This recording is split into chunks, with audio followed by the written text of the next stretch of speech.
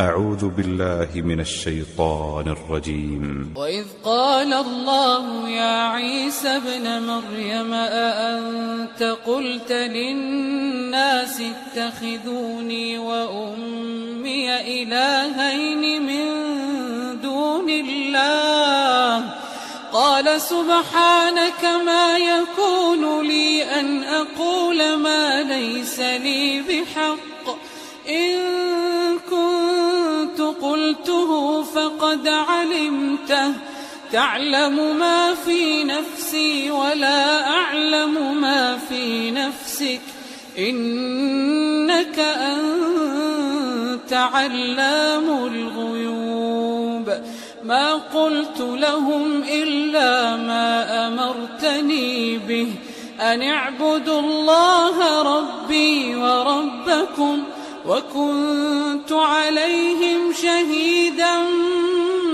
ما دمت فيهم فلما توفيتني كنت أنت الرقيب عليهم وأنت على كل شيء شهيد ما قلت لهم إلا ما أمرتني به أن اعبدوا الله ربي وربكم وكنت عليهم شهيدا ما دمت فيهم فلما توفيتني كنت أنت الرقيب عليهم وأنت على كل شيء شهيد إن تعذبهم فإنهم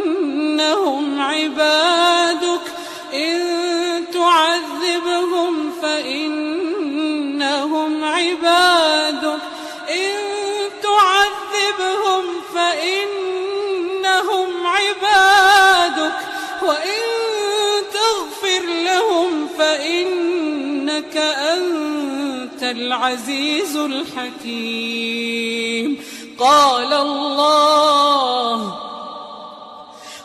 الله هذا يوم ينفع الصادقين صدقهم لهم جنات تجري من تحتها الأنهار خالدين فيها أبدا رضي الله عنهم ورضوا عنه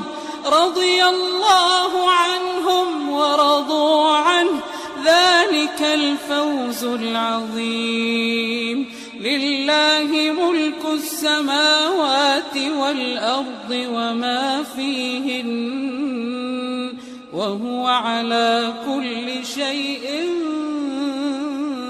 قدير और उस वक्त को भी याद रखो जब अल्लाह फरमाएगा कि ऐ ईसा इब्न मरियम, क्या तुमने लोगों से कहा था कि अल्लाह के सिवा मुझे और मेरी वालिदा को माबूद मुकर्रर करो? वो कहेंगे कि तू पाक है, मुझे कब शाया था कि मैं ऐसी बात कहता जिसका मुझे कुछ हक नहीं। अगर मैंने ऐसा कहा होगा तो तुझको मालूम होगा, क्योंकि जो बात मेरे जी में है तू उसे जानता है और जो तेरे जी में है उसे मैं नहीं जानता। बेशक तू अल्लामुल गुयूब है। मैंने इनसे कुछ नहीं कहा बजुज़ उसके जिसका तूने मुझे हुक्म दिया, वो ये कि तुम अल्लाह की इबादत करो जो मेरा और तुम्हारा सबका परवरदिगार है। और जब तक मैं उनमें रहा उनके हालात की खबर रखता रहा। फिर जब तूने मुझे दुनिया से उठा लिया तो तू ही उनका निगरां था और तू हर चीज से खबरदार है। अगर तू उनको अजाब दे तो ये तेरे बंदे हैं, और अगर इन्हें बख्श दे तो तेरी मेहरबानी, इसलिए कि तू ही गालिब है, हिकमत वाला है। अल्लाह फरमाएगा कि आज वो दिन है कि सच्चों को उनकी सच्चाई ही फायदा देगी। उनके लिए बाग हैं जिनके नीचे नहरें बह रही हैं, हमेशा हमेशा वो उनमें बसते रहेंगे। अल्लाह उनसे खुश है और वो अल्लाह से खुश हैं। यही बड़ी कामयाबी है। आसमान और जमीन और जो कुछ इन दोनों में है सब पर अल्लाह ही की बादशाही है और वो हर चीज पर कादिर है।